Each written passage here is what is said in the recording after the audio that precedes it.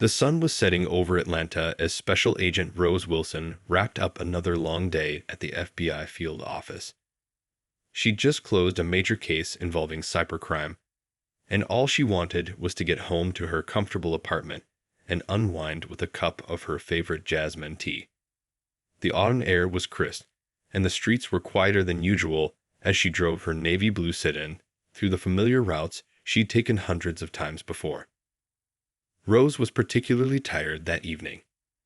She'd spent the last 12 hours coordinating with international law enforcement agencies, and her eyes were stinging from staring at computer screens all day. Still, she managed a small smile thinking about how her team had finally caught the hackers they'd been chasing for months. At 32, she was one of the youngest supervisory special agents in her division, and days like today reminded her why she'd chosen this challenging career path. The streetlights were just beginning to flicker on when she noticed the police cruiser behind her. At first, she didn't think much of it. She was driving exactly at the speed limit, her tags were current, and she hadn't done anything wrong. But then came the flash of red and blue lights, and her heart sank a little. Not because she was worried, but because she knew this would delay her much-anticipated date with her couch. Rose checked her mirrors and pulled over smoothly, following all the proper protocols she'd both learned and taught to others. She turned down the soft jazz playing on her radio, rolled down her window, and placed her hands at 10 and 2 on the steering wheel. Textbook procedure. Through her side mirror, she watched as the officer approached, his flashlight beam bouncing with each step. "Good evening," she said politely as the officer reached her window. Her FBI credentials were already waiting on the dashboard, clearly visible. Officer Thomas Barrett's response wasn't what she expected. Instead of the usual professional courtesy between law enforcement colleagues, his tone was sharp, almost hostile. "License and registration," he barked, his flashlight beam hitting her eyes directly, making her squint. "Of course, officer," Rose replied calmly, keeping her voice steady despite her growing unease. "I'm also a federal agent. My FBI credentials are right here on the dashboard." She made no move to reach for them, waiting for his permission, just as her training dictated. The officer's laugh was harsh and dismissive. "Right, and I'm the President of the United States." His flashlight beam moved deliberately around her car's interior, lingering on her perfectly pressed blazer hanging in the back seat and the stack of file folders on her passenger seat, all properly secured in their sealed envelopes, of course. Rose felt her stomach tighten, but her voice remained professional. Years of FBI training had taught her how to handle tense situations, though she never expected to use those skills during a routine traffic stop. "Sir, I'm happy to show you my credentials if you'd like to verify them. You can also contact the Atlanta field office for confirmation." "Step out of the car," Officer Barrett demanded, his hand moving to rest on his holster, a gesture that didn't go unnoticed by Rose's trained eye. The situation was escalating, and Rose knew it. As she reached for her door handle, she quietly activated her FBI-issued recording device, a habit that had saved many agents in similar situations. The evening air had grown chilly, and a few passersby had started to slow down, their curious faces illuminated by the patrol car's flashing lights. What started as a simple drive home was about to become something much more significant, though Rose didn't know it yet. She stepped out of her car with the same grace and composure she brought to every aspect of her job, unaware that this moment would soon spark a chain of events that would change not just her life, but the entire department's approach to law enforcement interactions. The evening air had grown colder, and Rose could feel goosebumps forming on her arms as she stood beside her car. Officer Barrett circled her like a shark, his flashlight beam dancing across her professional attire, a navy blue suit that now felt like insufficient protection against both the chill and his scrutiny. "So, you expect me to believe you're an FBI agent?" His voice dripped with sarcasm as he held her credentials up to the light. The leather wallet containing her badge and ID was genuine, the same type carried by thousands of federal agents across the country. "These look fake to me." "Pretty good fakes," but fake nonetheless. Rose took a deep breath, drawing on years of training in maintaining composure under pressure. She'd handled hostage situations and faced down hardened criminals, but somehow this felt different. More personal. More humiliating. Cars drove by slowly, their headlights illuminating the scene like unwanted spotlights. She could see people inside them, watching, some even holding up their phones. "Officer Barrett," she said, keeping her voice steady and professional, "you can easily verify my credentials by calling the FBI field office. I just left there about 20 minutes ago. My supervisor, Assistant Director Reynolds, is still in the building." The officer's laugh was sharp and dismissive. "Oh, you've really done your homework, haven't you? Even know some names to drop." He turned to his partner, who had just stepped out of the patrol car. "Can you believe this? She's got a whole story worked out." Rose's feet were starting to ache from standing in her work heels on the uneven pavement, but she didn't dare move. The situation was becoming increasingly surreal. Here she was, an FBI agent with over a decade of service, being treated like a common criminal. She thought about all the cases she'd solved, the commendations on her office wall, the younger agents she'd mentored. None of that mattered in this moment. "Place your hands on the hood of your car," Officer Barrett commanded, his tone suggesting he was enjoying this far too much. "We're going to have to verify a few things." A few raindrops began to fall, adding to the indignity of the situation. Rose could feel the cool metal of her car hood through her palms as she leaned forward, maintaining the position as instructed. Her carefully styled hair, which had survived a full day of meetings, began to fall loose in the increasing drizzle. "You know," Barrett continued, shuffling through her papers with deliberate slowness, "we get all kinds of people trying to impersonate law enforcement. But this is a new one. Usually, they don't go for FBI agent. Too ambitious, I guess." Rose's mind raced through her options. She knew her rights, knew exactly what procedures Officer Barrett was violating. But she also knew that any wrong move could make this situation infinitely worse. Her training had taught her to de-escalate, to stay calm, to think strategically. A small crowd had gathered at the convenience store parking lot across the street. Rose could hear murmurs and see more phones pointed in her direction. The rain was falling steadily now, and her expensive suit was getting soaked. Still, she didn't move, didn't protest, didn't give Officer Barrett any excuse to escalate the situation further. "Maybe we should take her in," Barrett said to his partner, loud enough for the growing audience to hear. "Book her for impersonating a federal officer. That's a serious offense. You know," he added, directing this last comment to Rose with a smirk. The raindrops mixed with the red and blue lights of the patrol car, creating an almost surreal atmosphere. Rose closed her eyes for a moment, centering herself. She thought about her mother, who had always told her she'd have to work twice as hard to get half as far. She thought about all the barriers she'd broken through to get where she was, all the doubters she'd proved wrong. This was just another test, another obstacle to overcome. Little did Officer Barrett know, but this rainy evening was about to become a turning point, not just for him, but for the entire department. As Rose stood there, maintaining her dignity despite the humiliation, she had no way of knowing that help was already on the way, and karma was about to serve some swift justice. Just as Officer Barrett was reaching for his handcuffs, the unmistakable sound of approaching sirens cut through the steady patter of rain. 2 police cruisers pulled up to the scene, their headlights cutting through the evening drizzle.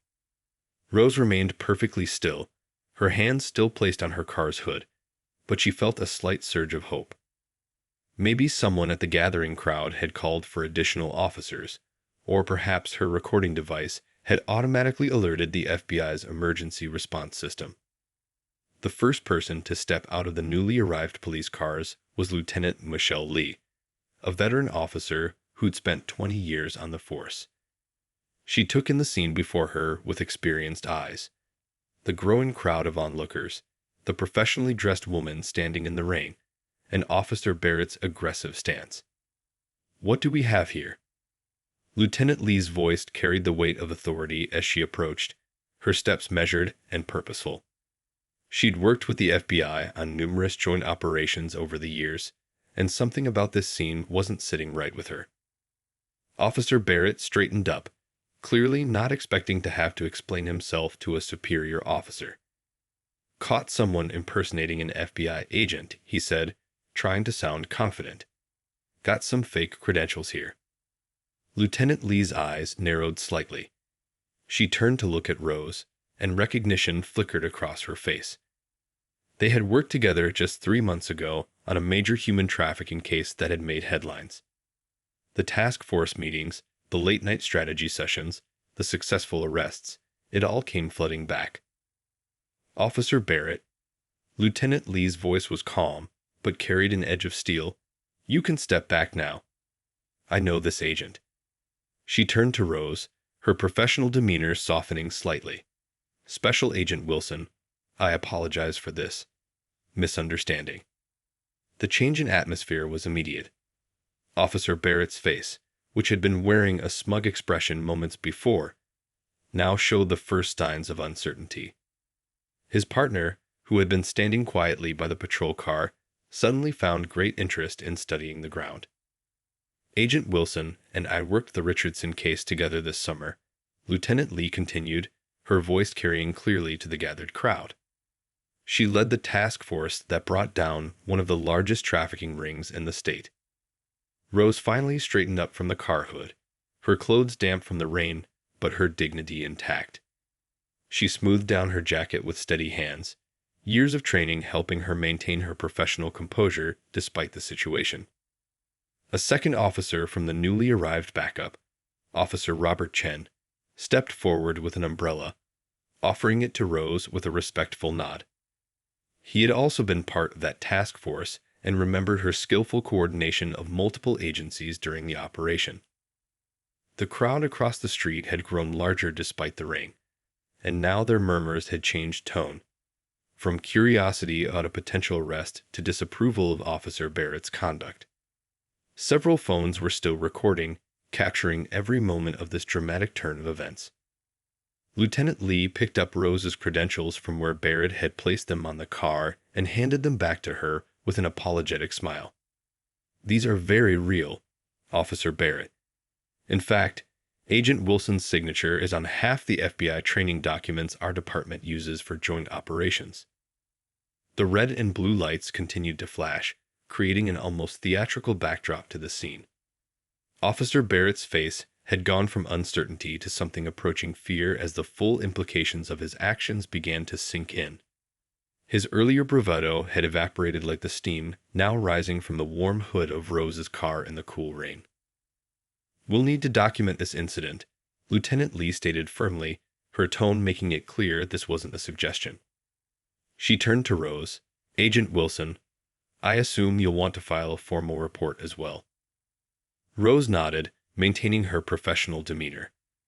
She could have shown anger, could have let her frustration show, but instead, she chose to remain the consummate professional she'd always been. Sometimes, she knew, the most powerful response to prejudice was to demonstrate exactly why you'd earned your position. The rain had begun to ease up, as if nature itself was calling for an end to this unfortunate scene. But while the immediate confrontation was over, this incident was far from finished. In fact, it was about to spark a chain of events that would reach far beyond this wet evening on an Atlanta street. Back at the police station, the atmosphere in the conference room was tense. Rose sat at the large oak table, her clothes still slightly damp from the rain, but her posture remained impeccable. A cup of hot coffee steamed untouched in front of her as she calmly described the events to the internal affairs investigator who had been called in. "And you activated your recording device as soon as the interaction began?" the investigator asked, looking up from his notebook. His name was Inspector Richardson, and his reputation for thoroughness was well known throughout the department. Rose nodded, reaching into her jacket pocket to retrieve a small black device no bigger than a pen. "Standard FBI protocol when we're in potentially volatile situations," she explained, her voice steady. The recording has already been automatically uploaded to our secure servers. In the room next door, Officer Barrett sat with Lieutenant Lee and his union representative, watching the playback of his own body camera footage. His face grew increasingly pale as he watched his behavior from an outside perspective. The dismissive tone, the unnecessary commands, the clear disregard for proper procedure. It all looked much worse on video than it had felt in the moment. "You realize this isn't just going to go away," Lieutenant Lee said quietly, pausing the footage. "We've got your body cam, her FBI recording, and about 20 civilian videos already circulating online. The department's phone has been ringing nonstop for the past hour." Barrett slumped in his chair, the reality of his situation finally sinking in. His union representative shifted uncomfortably beside him, knowing this would be a difficult case to defend. Meanwhile, word of the incident had spread through both departments like wildfire. In the FBI field office, Rose's colleagues were reviewing the uploaded footage with a mixture of anger and pride. Anger at the treatment she'd received, but pride in how she'd handled herself. "The media's going to have a field day with this," Assistant Chief Thompson said, rubbing his temples as he sat in his office reviewing the preliminary reports. "But maybe that's not such a bad thing. Sometimes it takes a spotlight to make real changes."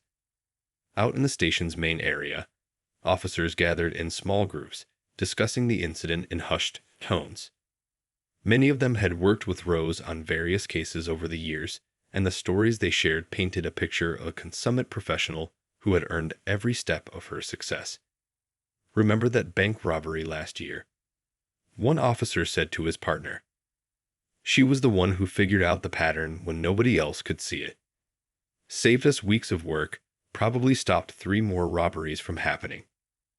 The chief of police had already called an emergency meeting with his command staff for the following morning. This incident wasn't just about one traffic stop gone wrong. It was about systemic issues that could no longer be ignored. Back in the conference room, Rose finished giving her statement. As she gathered her things to leave, Inspector Richardson cleared his throat. "Agent Wilson," he said, looking slightly uncomfortable, "I want you to know that this isn't representative of our entire department." Rose paused, then offered a small smile. "I know that, Inspector. I've worked with many excellent officers here.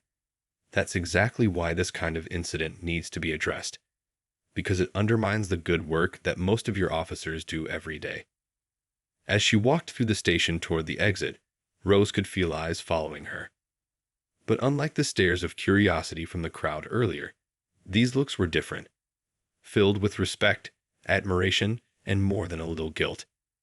She had transformed from a victim of prejudice into a catalyst for change, all while maintaining the professionalism that had defined her career. The night had grown late, and the rain had finally stopped.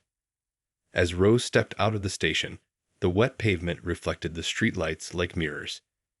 Her car had been brought to the station by one of the officers, and it sat waiting for her, a silent witness to how much had changed in just a few hours. Tomorrow would bring its own challenges: meetings, reports, probably pressed inquiries. But tonight, as she finally headed home, Rose knew that sometimes the most powerful changes start with one person standing their ground, even in the rain. The next morning dawned bright and clear, a stark contrast to the previous evening's rain.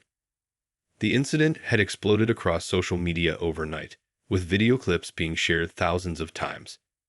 Local news vans were already parked outside both the police station and the FBI field office, their satellite dishes reaching toward the morning sky like metal sunflowers.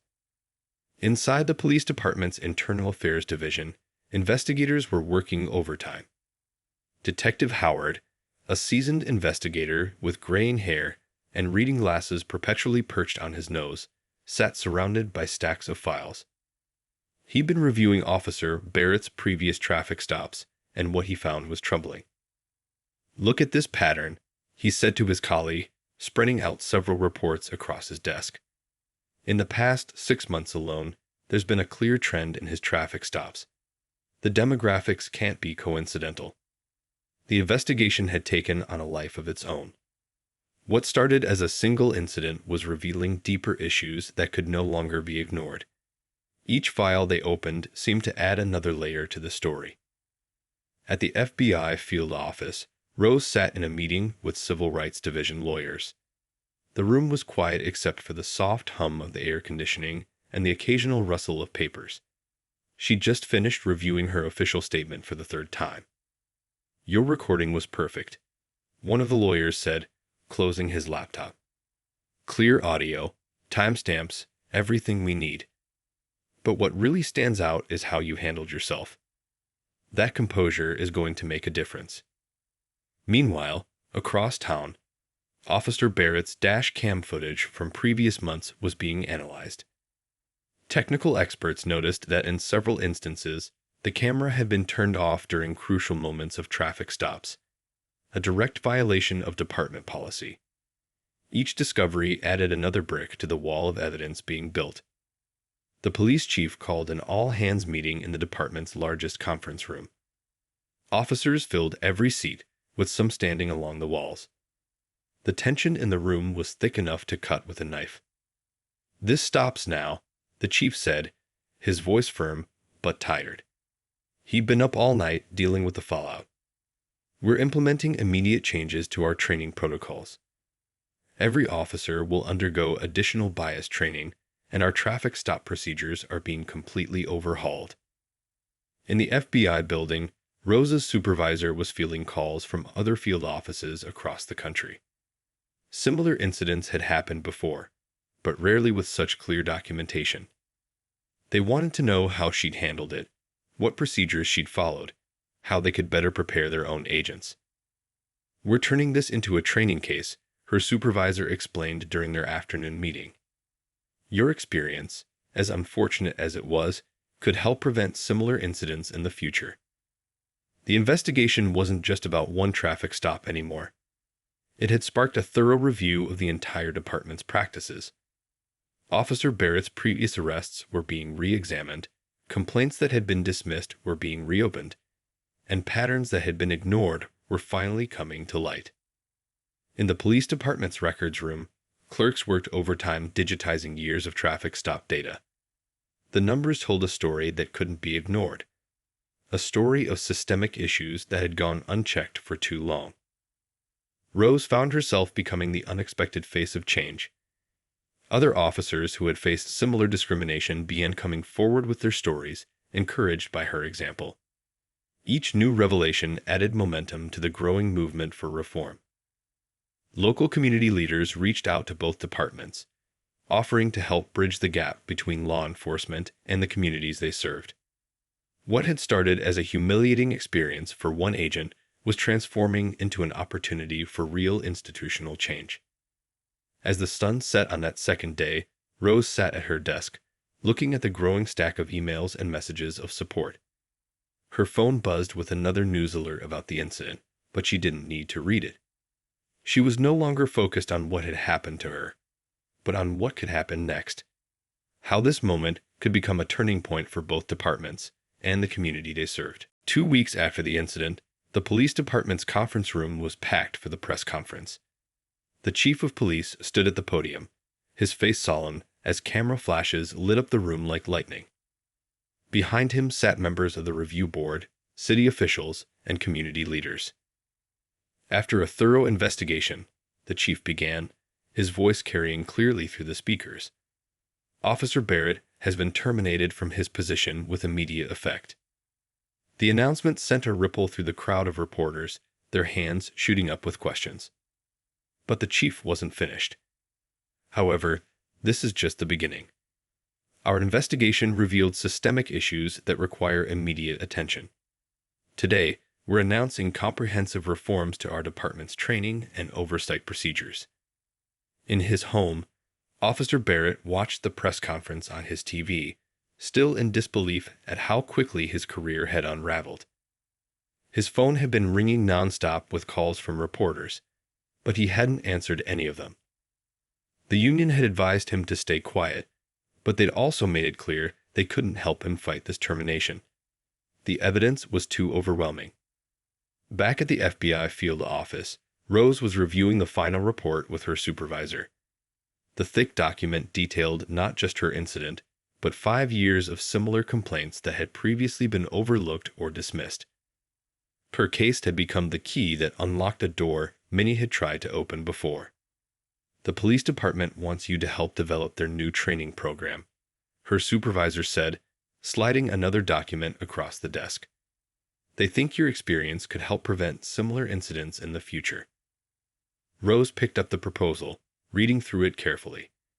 The program would focus on interagency cooperation, bias recognition, and professional courtesy. It was exactly the kind of positive change she'd hoped might come from her experience. At the police academy, instructors were already revising their curriculum. The dash cam footage from Rose's incident had become a teaching tool, showing future officers exactly what not to do. But more importantly, it sparked discussions about underlying biases and how to recognize them. Your badge isn't just about authority, one instructor told his class of recruits. It's about responsibility. What happened that night could have been prevented if one officer had remembered that simple fact. The consequences rippled beyond just one department. Other law enforcement agencies across the state began reviewing their own procedures and training protocols.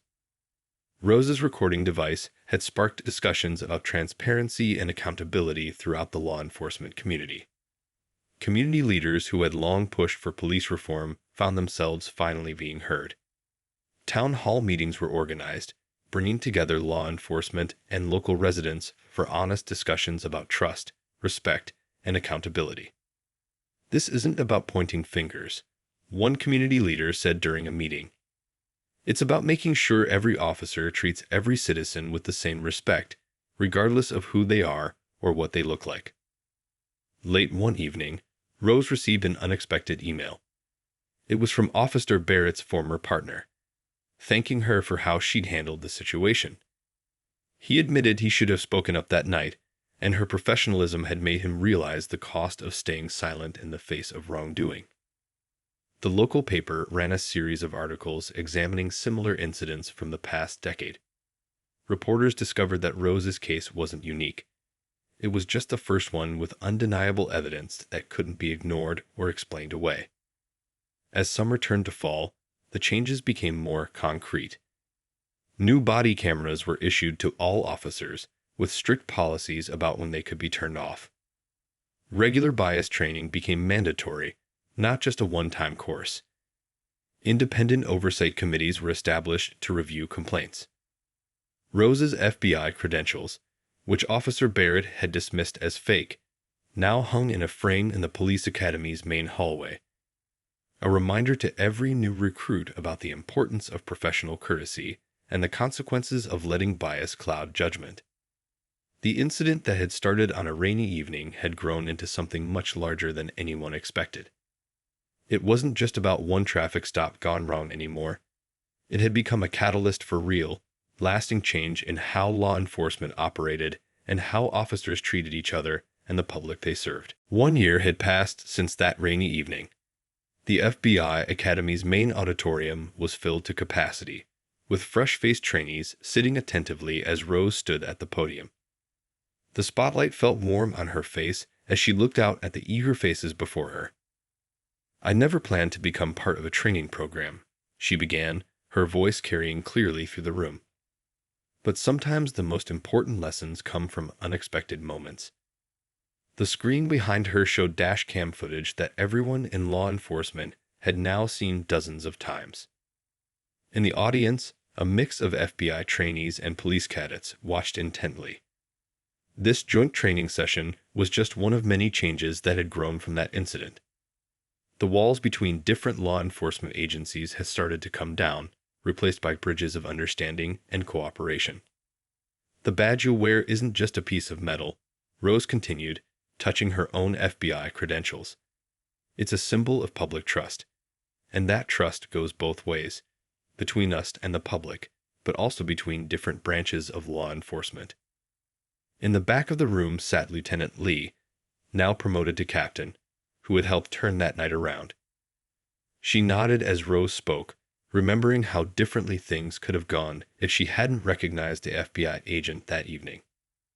The presentation shifted to statistics showing the impact of the new training programs. Complaints about officer conduct had dropped significantly. Interagency cooperation had improved.